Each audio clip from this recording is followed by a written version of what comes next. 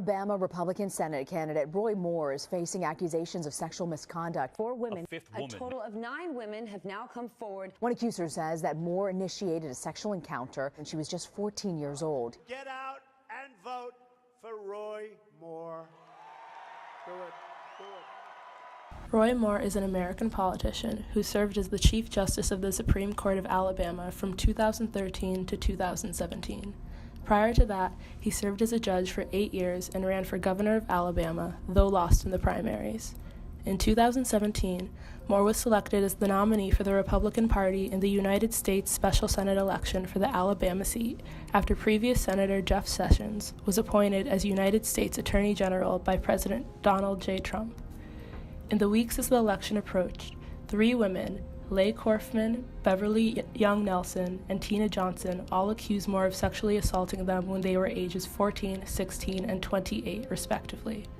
An additional 6 women alleged that he attempted to pursue romantic relationships with them when Moore was in his 30s, and they were all significantly younger than he. Mr. Moore reached over and began groping me and putting his hands on my breasts. Instead of stopping, he began squeezing my neck. It is important to note that the first women to be named did not seek out the media to air their accusations, but were actually approached by the Washington Post to share their stories.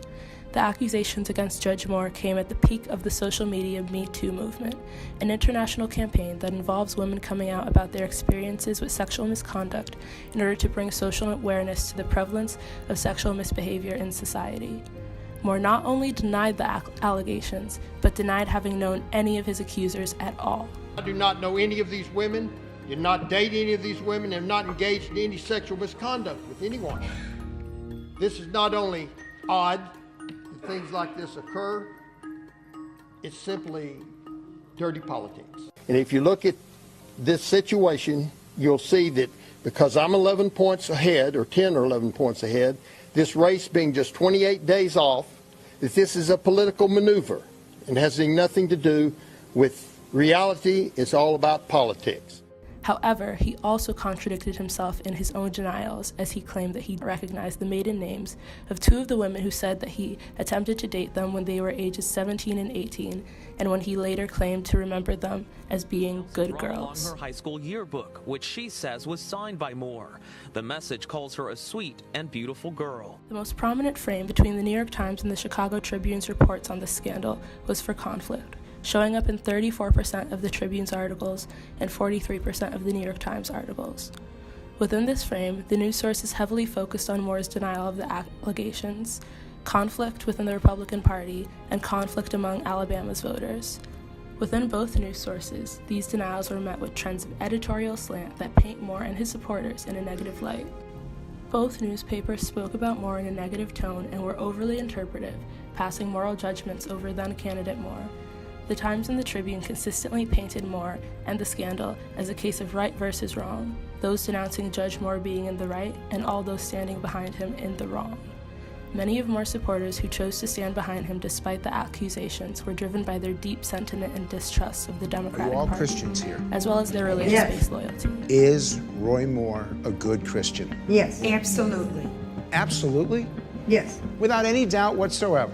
Policy is everything. And if we don't stand for conservative policies, then we've lost anywhere. These constituents, along with members of the Republican Party who failed to denounce Moore, were painted as morally depraved for their defense and sympathizing in favor of the alleged predator.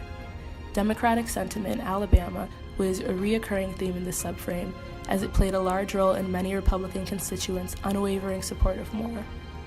Much of the commentary from both news sources focused on the accusations coming from Moore and his supporters that were in opposition to the Democratic Party and in defense of the alleged perpetrator.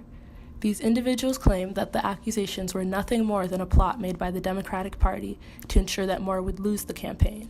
The New York Times reports focused more on the conflict within the Republican Party over the scandal, heavily emphasizing the state of disorder and chaos within the party. The Times articles put much focus on the divisiveness within the Republican Party over what actions to take in response to Moore's allegations, and whether it should be decided by the voters or the Republican Party's leaders. Both these modes of reporting had implications for media effects, such that they could have influence on how Alabama constituents voted in the state Senate elections of November 2017. The media plays a powerful role in our society because they have the ability to agenda set, which is the process through which the media communicates the relative importance of various issues to the general public. In this case of agenda setting, the articles were framed in a manner that communicated to the public that the issues that they should be focusing on most in this scandal were the state of conflict within the Republican Party and the moral failings of those politicians and voters who chose to remain vigilant to Moore.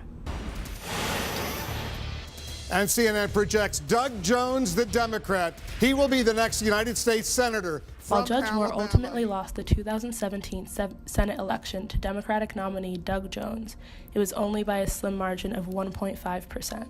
Moore's loss was largely the result of a massive voting turnout on the part of the African American community, 96% of whom voted for candidate Jones. Almost half of Alabama's voting constituency and 68% of white voters still chose to stand behind Moore's candidacy.